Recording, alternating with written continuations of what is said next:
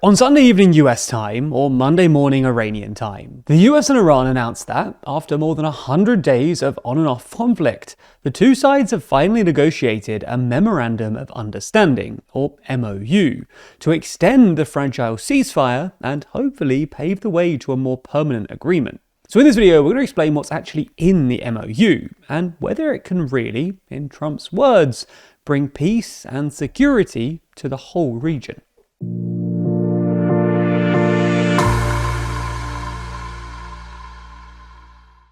What comes next after overthrowing your government? That was the dilemma facing Gen Z protesters from Bangladesh to Nepal to Madagascar following their revolutions. So we explore the challenges they faced turning protests to power in the latest issue of our magazine. That's just some of the 80 pages in the magazine, because there's more to Too Long than you'd expect. Purchase your copy by clicking the link in the description. So let's start by explaining what's actually in MOU. We don't have the full text yet, which is due to be published and signed later this week, but the broad outlines are pretty clear. In short, both sides have agreed to extend the ceasefire by 60 days, during which time the US will lift its naval blockade, which has been interdicting ships going in and out of an Iranian port, and apparently grant Iran a waiver to sell oil on the international markets. In exchange, Iran has agreed to gradually reopen the Strait of Hormuz, which should provide a much-needed relief to global energy markets, although Iran will first have to remove any mines laid across the waterway. This new 60-day ceasefire extension will reportedly also include Lebanon, where Israel is currently fighting a war against Hezbollah. During these 60 days, the two sides are due to begin negotiations on thornier issues, including, most obviously, the question of Iran's nuclear program. According to both Iranian and US sources, the MOU doesn't say much about sanctions relief or reconstruction, although there have been some reports that Iran might receive some or all of its $24 billion in frozen funds, and it looks like further sanctions relief will be conditional on progress being made in the nuclear negotiations. Trump has also claimed that the MOU obliges Iran never to seek nuclear weapons, but this is a rhetorical commitment that Iran has made many times in the past, including on the first page of Obama's Iran deal. So, will this MOU actually work? In other words, can it really pave the way for a sustainable peace between not just Iran and the US, the only two countries expected to sign it, but also, in Trump's words, the whole region? Well, maybe, but we see at least three big caveats worth mentioning. The first is that, in a lot of ways, the MOU just returns us to the pre-war status quo, when the Strait of Hormuz was open and the US wasn't imposing a naval blockade. It doesn't really deal with the thornier issues that have plagued US-Iran relations for decades, like Iran's nuclear program or its proxy network. Rather, it just defers these problems for future negotiations. This isn't necessarily a bad thing. MOUs like this can be a useful confidence-building measure towards a more sustainable agreement. However, the point we're trying to emphasize here is that the MOU itself is really very thin.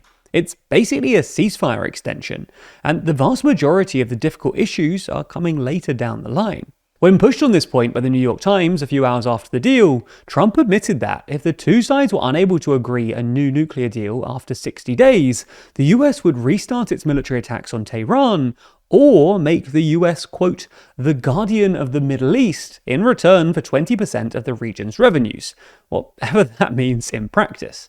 If the two sides can come to some sort of deal, however, all the evidence suggests it will look very similar to Obama's deal, known as the JCPOA. In that call with the New York Times, for instance, Trump also claimed that Iran will be forever limited to enriching uranium at low levels that, quote, could never be used by the military. This sounds like the US dictating terms, but actually represents a significant concession on Trump's part, given that his negotiating team had previously insisted on zero enrichment, and is exactly where Obama ended up too. Specifically, the JCPOA permitted Iran to enrich some uranium up to 3.67%, enough to be used in a reactor, but well short of the 80 or 90% enrichment required for a warhead. Furthermore, and this is the second caveat on our list, even though it deliberately defers the more difficult topics for future negotiations, a fair bit of dispute is already emerging over the MOU itself. For starters, there's some confusion over the extent to which the strait will actually be reopened. In his Truth Social post announcing the deal, Trump talked about a toll-free reopening of the Strait of Hormuz, implying that the Iranians won't be able to charge tolls on passing ships, as they've been doing in recent months, forcing ships through the narrow passage between the Qeshm and Larak Islands. Trump then doubled down on this claim in his call to the New York Times, claiming that the strait would be, quote, permanently toll-free. It's hard to see how Trump can actually guarantee this, though, given that the current MOU only covers the next 60 days. Furthermore, multiple Iranian sources have suggested that they see things quite differently. In an interview with state media a couple of days ago, for instance, Iran's foreign minister Abbas Araghchi claimed that, under the MOU, future management of the waterway will be different from the past, and that services will no longer be free. In practice, it sounds like Iran has nominally agreed not to impose tolls, but plans to instead charge quote-unquote service fees in coordination with Oman. This sounds suspiciously like the rebranding of the existing toll system, and would make it unlikely that maritime traffic through the strait would return to pre-war levels. Another point of contention within the MOU is Lebanon. The MOU reportedly calls for a halt to hostilities across the region, including Lebanon, where Israel is fighting a war against Hezbollah. But it remains to be seen whether Israel will actually abide by this, given that Israel is not expected to be a signatory to the MOU. And this is our third and final caveat: Israel. Even if Trump can somehow strong-arm Israel into abiding by the MOU, previous experience suggests that it won't last. Trump has pushed Israel's Prime Minister Benjamin Netanyahu into ceasefires in the recent past, but these don't really seem to last, and Israel usually ends up resuming hostilities. This is exactly what happened earlier this month. After Netanyahu announced Israel will be escalating its war in Lebanon, Trump apparently called Netanyahu and told him to back down. Netanyahu originally acceded, but after a furious domestic backlash, Israel restarted its war and has since bombed Beirut. The domestic reaction inside Israel has been even more furious this time. The leader of the opposition, Yair Lapid, has already described the MOU as one of the most shocking failures of Israel's foreign and security policy. In this light, it's hard to see Israel sticking to the MOU, let alone a more substantial deal, if one can even be agreed.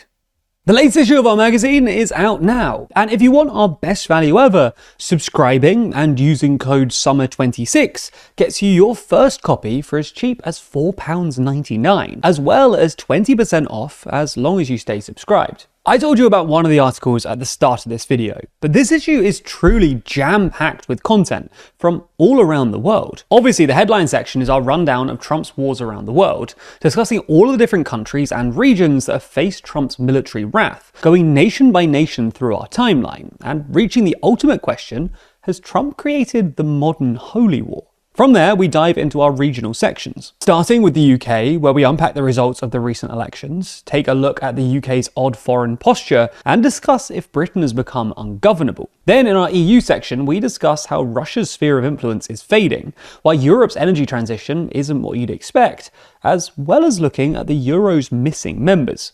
Finally, in the global section, we discuss whether we're seeing echoes of the First World War, what's next for Iran, as well as what really came from the Gen Z protests we saw emerging last year.